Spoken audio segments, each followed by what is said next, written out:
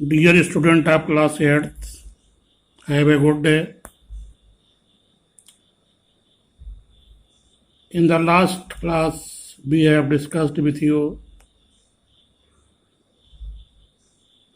material, metals and non-metals. In the continuation of this chapter, we have discussed with you reactivity series metals. इसमें आप पाएंगे कि potassium top level पे है, most reactive metal, and gold least reactive metal. Gold सबसे कम reactive metal में आता है और ये डिक्रीजिंग ऑर्डर बना हुआ है। इसमें पोटेशियम के बाद सोडियम आता है, उसके बाद कैल्शियम है, मैग्नीशियम है, उसके बाद aluminium, zinc, iron, lead, copper, silver और in the last you will find gold. Potassium is the most reactive metal, so it has been placed at the top of the reactivity series. Reactivity series में potassium को top पे रखा गया है क्योंकि यह most reactive metal है, and gold being the least reactive metal, क्योंकि गोल्ड लीस्ट रिएक्टिव मेटल होने के कारण here has been placed at the bottom of the reactivity series. reactivity series में सबसे बॉटम पे रखा गया है, नीचे रखा गया है. Now we have discussed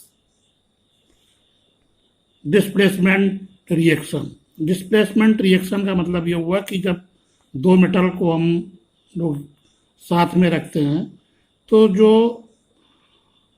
सबसे ज़्यादा रिएक्टिव होता है, जो मोर रिएक्टिव मेटल होता है, वो डिस्प्लेस कर देता है लेस रिएक्टिव मेटल को.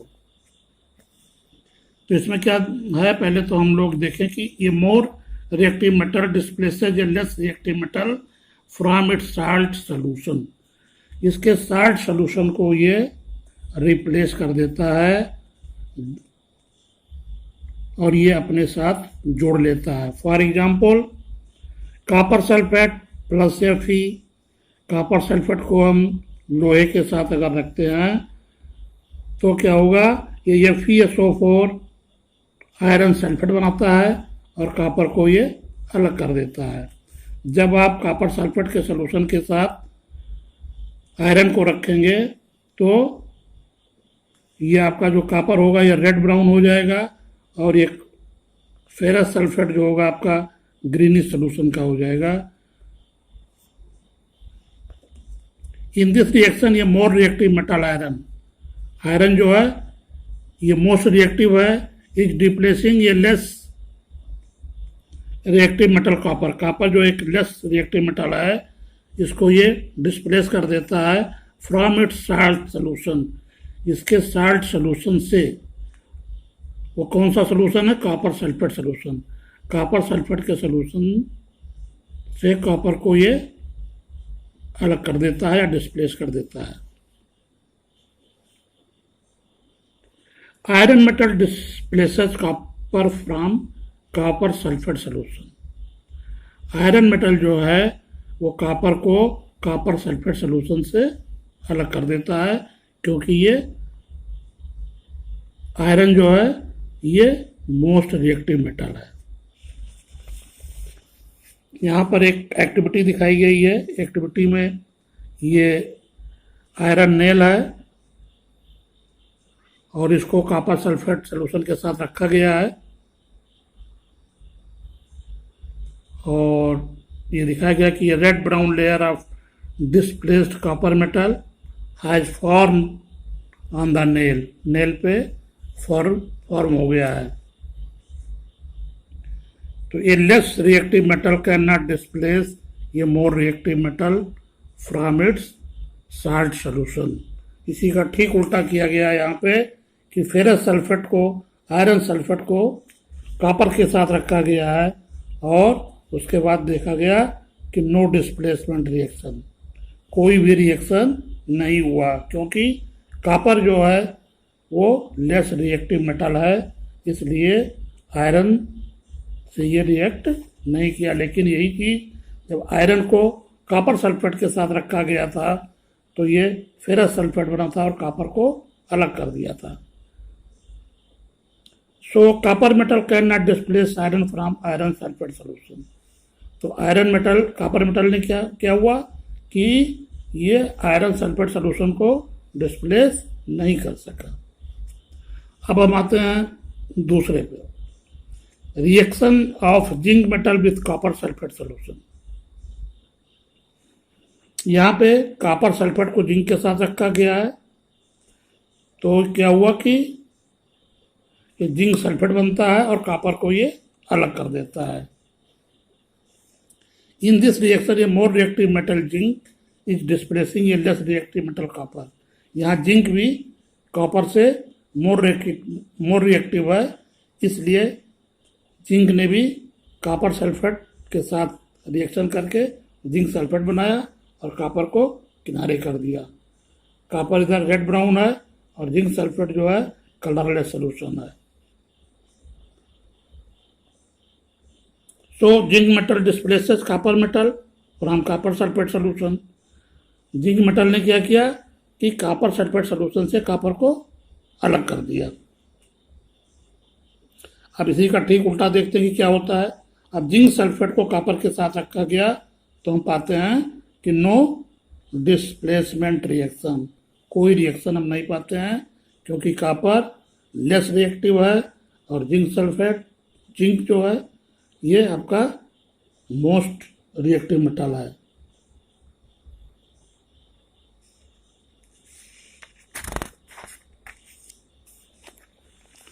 आइए अब इधर देखते हैं कि reaction of zinc metal with iron sulphate. अब दोनों टॉप क्लास के हैं, जिंक और आयरन। अब इनके साथ करके देखते हैं क्या होता है कि reaction with zinc metal with iron sulphate solution. इसमें FeSO4 प्लस Zn को रखा गया तो ZnSO4 बनता है और Fe। इसका मतलब जो जिंक सल्फेट है वो more reactive than ferrous sulphate. ये फेरस आपका ग्रे कलर में है और जिंक सल्फेट आपका कलरलेस में है। फिर इसके बाद देखते हैं कि जिंक सल्फेट को आयरन के साथ रखा गया तो हम लोग पाते हैं कि no displacement. This displacement reaction does not occur because iron metal is less reactive than zinc metal. Iron metal जो है ये लेस रिएक्टिव है और जिंक मेटल जो है ये मोर रिएक्टिव है, इसलिए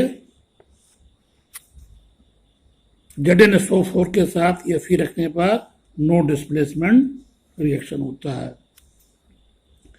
ये more reactive non metal displaces ये less reactive non metal from its salt solution. अब नॉन मेटल में जब आते हैं तो ये मोर रिएक्टिव नॉन मेटल, जो मोर रिएक्टिव नॉन मेटल है ये डिस्प्लेस करते हैं less reactive non metal from its salt solution, इसके साल्ट सोल्यूशन को। Comparison between the chemical properties of metal and non metal. ये केमिकल प्रॉपर्टीज है, इसको आप लोग जो डिस्कस कर चुके हैं। इन्होंने इसको पॉइंट वाइज यहाँ पर दे रखा है। Metal from basic oxides, metals react with water to produce hydrogen gas. फिर इसमें आपका है कि metals react with dilute acids to produce hydrogen gas except copper silver and gold which do not react with dilute acid. मतलब copper silver और gold ये dilute acid के साथ रिएक्ट नहीं करते हैं, बाकी सारे मेटल रिएक्ट करते हैं डाइल्यूट एसिड के साथ और हाइड्रोजन गैस बनाते हैं। नॉन मेटल में क्या है, non metals do not react with dilute acid. Non metal dilute acid के साथ रिएक्ट नहीं करते हैं। और दूसरे नंबर पर है non metal do not react with water, ये वाटर के साथ भी रिएक्ट नहीं करते हैं। Non metal form acidic oxides और नॉन मेटल जो है एसिडिक ऑक्साइड बनाते हैं, जबकि मेटल्स बेसिक ऑक्साइड बनाते हैं।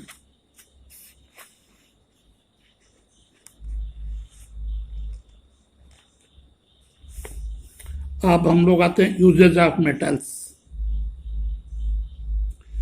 सम of the important usages of metals are given below. Iron, copper and aluminium metal are used to make cooking utensil खाना बनाने के काम में हम लोग आयरन और कॉपर और एल्युमिनियम का प्रयोग करते हैं। एंड वाटर बॉयलर और पानी के जो बॉयलर हैं उनके ये फैक्ट्रीज में लगती हैं। दूसरा है copper metal is used for making electric wires. Copper के जो तार होते हैं ये घरों में वायरिंग करने के काम में आते हैं। For house hold wiring, electric motor, बिजली के motor, armature of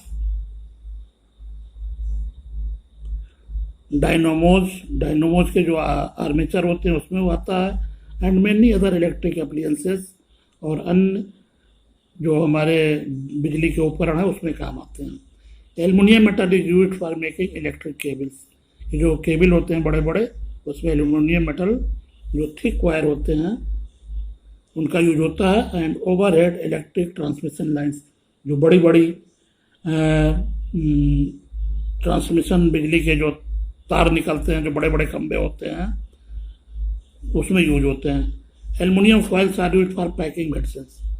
aluminium foil जो बनती है वो मेडिसिन की पैकिंग में के काम आती है, चॉकलेट के काम आती हैं, food items and many other materials, और ढेर सारे जो मटेरियल हैं उनके पैकिंग के काम में आती हैं। Aluminium metal is use to make aeroplanes. जो इनके एल्युमिनियम मेटल के जो एलॉयज होते हैं वो एरोप्लेन बनाने के काम आते हैं। पांचवा, iron metal is use to make nails, screw, कांटी, स्क्रू बनते हैं, नट बोल्ट बनते हैं, पाइप, रेल के जो आपके जिसपे ट्रेन चलती है, पटरी, gas cylinders, stoves, water tank, office furniture, industrial tools and machines, buildings and bridges, railway lines, transport vehicles such as car, buses and trains, household goods and agriculture implements, ये सब usage of metals में आते हैं। Zinc metal is used for galvanising iron to protect it from rusting. Zinc का काम होता है कि जो आयरन के उपकरण होते हैं इनके ऊपर गैल्वेनाइजिंग का काम कर दिया था, जिसपे रस्ट वगैरह नहीं लगता है। Silver and gold metals are used to make jewellery. चांदी और सोना जो है ये ज्वेलरी के काम आता है। Mercury metal is used in making thermometer. Mercury का काम हम लोग थर्मामीटर के काम में करते हैं। In our body iron is present in the pigment of red blood cells called haemoglobin which transports oxygen from the lungs to all the tissues of our body. Iron का सबसे बड़ा रोल हमारी body में है। ये हमारे खून में हीमोग्लोबिन के रूप में, आरबीसी में पिगमेंट के रूप में उपस्थित रहता है। ये ट्रांसपोर्ट का काम करता है। ये ऑक्सीजन को लंग से सारे जो टिश्यूज हैं वहाँ पे ये हमारे शरीर में सप्लाई करता है। If there is deficiency of iron in our body, अगर हमारी बॉडी में इसकी डिफिशियंसी या कमी पाई जाती है, then there will be haemoglobin in our blood, lower level of haemoglobin in the blood will cause shortage of oxygen in the body leading to tiredness and weakness. अगर हमारे बॉडी में हीमोग्लोबिन की कमी होती है तो इसकी कमी के कारण हमारे शरीर में थकावट और कमजोरी आती है, और इसको दूर करने के लिए डॉक्टर के पास जाना पड़ता है। Use of non metals. All the living things around us like plant and animal are made up mainly of compound of non metals like carbon, hydrogen, oxygen, nitrogen, sulphur and phosphorus. Non-metals are used in our body in our day-to-day life for a large number of purposes. Some of the important uses of the common non-metal like oxygen, nitrogen, chlorine, iodine, sulfur, phosphorus and carbon are given. अब हम आते हैं non metal की उपयोगिता पर कि non metal में को हम लोग किस रूप में लेते हैं। Oxygen is a non metal which is used by plants and animals. Oxygen के बारे में आप जानते हैं कि हम लोग सांस लेने के लिए सबसे पहले ऑक्सीजन की ज़रूरत पड़ती है और इनकी फैक्ट्रियों में भी इनकी ज़रूरत पड़ती है। दूसरा nitrogen in non metal which is used to making fertiliser. ये फर्टिलाइजर के काम में आते हैं, खाद के काम में आते हैं। To enhance the growth of plant, जो प्लांट की वृद्धि करते हैं। Chlorine is a non metal which is used in the water purification. Chlorine का काम हम वाटर प्यूरिफिकेशन के काम में करते हैं। Iodine is a non metal which is used to make purple coloured solution called tincture. Iodine का काम जो हम पर्पल कलर के सोल्यूशन में बनाते हैं जिसका नाम है tincture iodine. Sulphur and phosphorus are the non metal which are used in firework, crackers, जो हमारे ये पटाखे बनते हैं उसमें हम सल्फर एंड फास्फोरस का यूज करते हैं। Sulphur is non metal which is used in the vulcanisation of rubber. Rubber के वल्केनाइजेशन में हम सल्फर का प्रयोग करते हैं। Carbon is non metal which is used in your fuel. Carbon का हम फ्यूल के रूप में उपयोग करते हैं। This is the end of this lesson. Thank you very much.